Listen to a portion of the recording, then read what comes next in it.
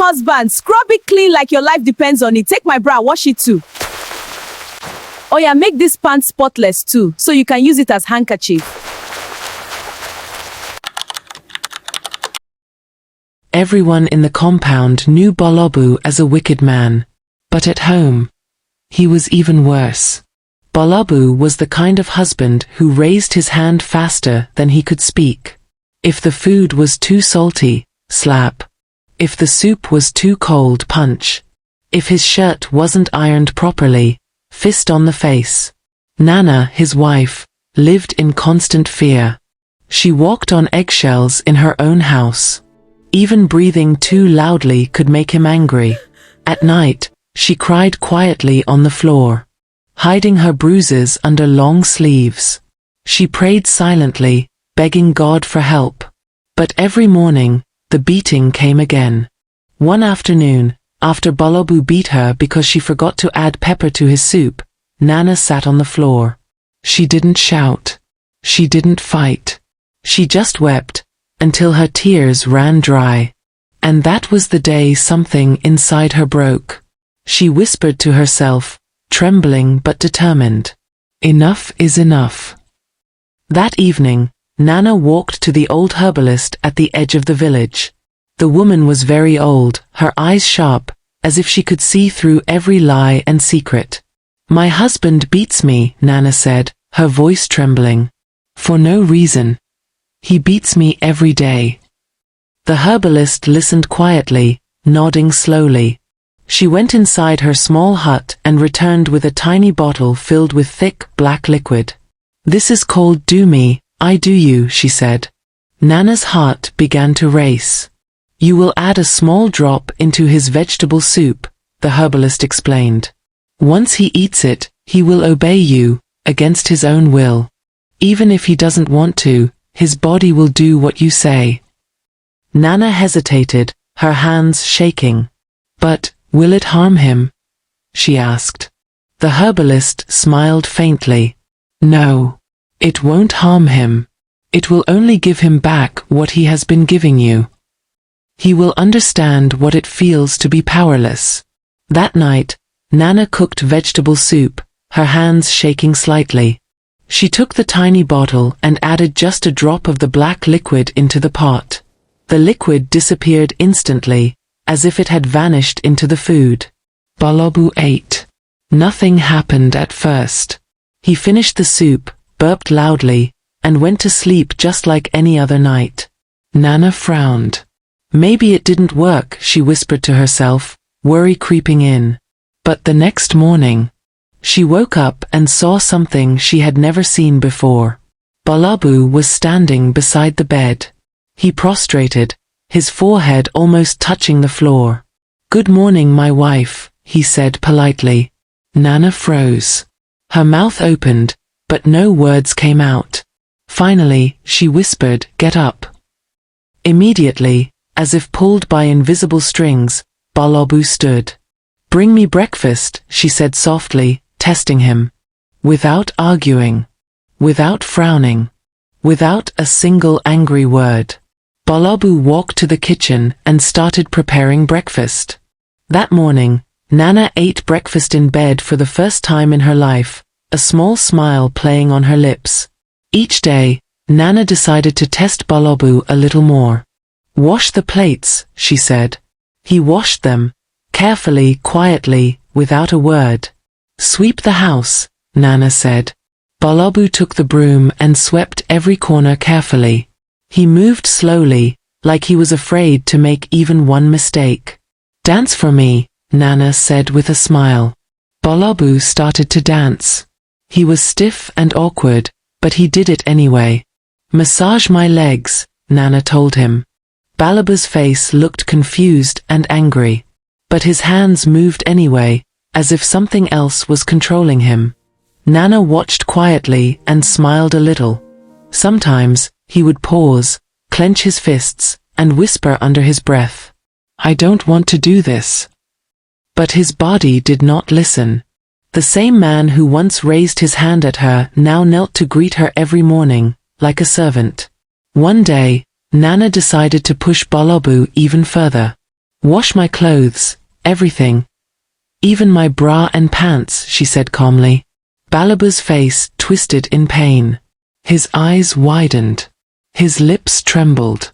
But his hands moved. He carefully picked up each piece of clothing, washing every bra, every pair of pants, even the smallest undergarments, as if his life depended on it.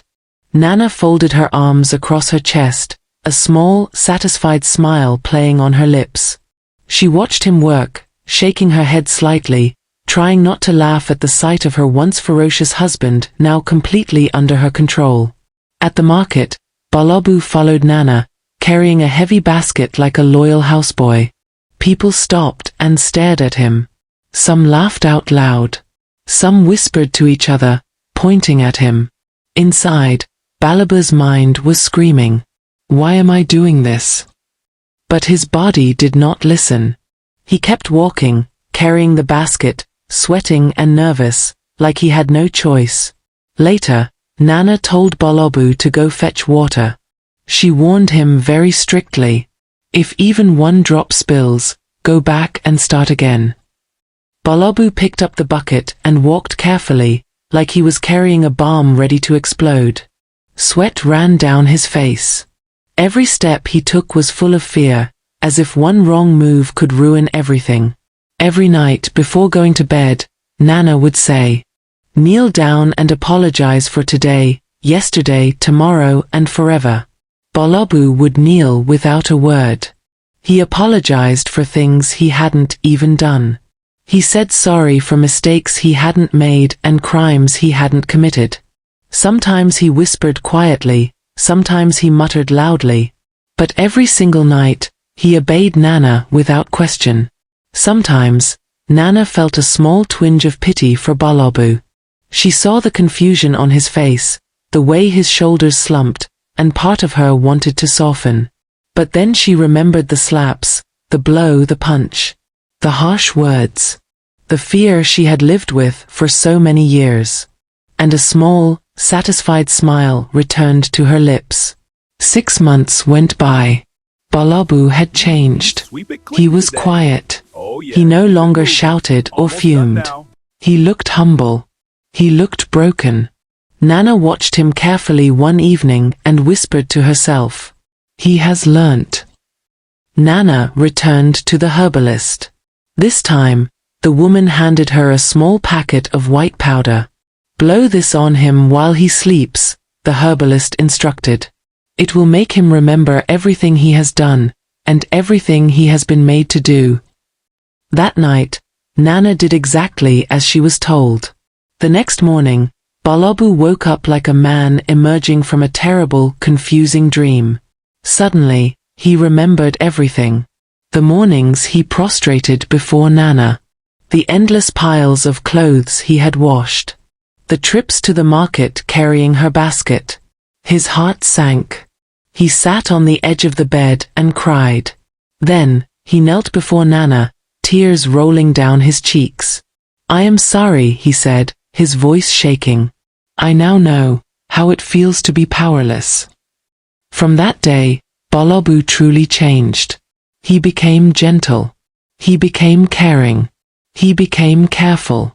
He was also afraid that Nana could do whatever she did to him again. Finally, Nana felt peace. For the first time in years, her home felt quiet, safe, and truly hers. Months passed, and Balabu had truly changed. He was quiet and humble. He no longer raised his hand or shouted. He became gentle, kind, and respectful. One night, Nana smiled to herself. Her home was finally peaceful. For the first time in years, she slept without fear. Balabu, too, had learned a lesson he would never forget.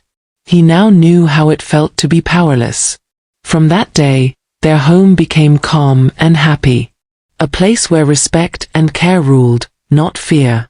The story of Nana and Balabu teaches that violence destroys respect and love. A man who beats his wife may feel powerful for a moment, but he loses respect, love, and dignity in the end. Abuse always has consequences. No one gets away with wickedness forever. What Balabu did to Nana came back to him in another form. Power should never be used to oppress others.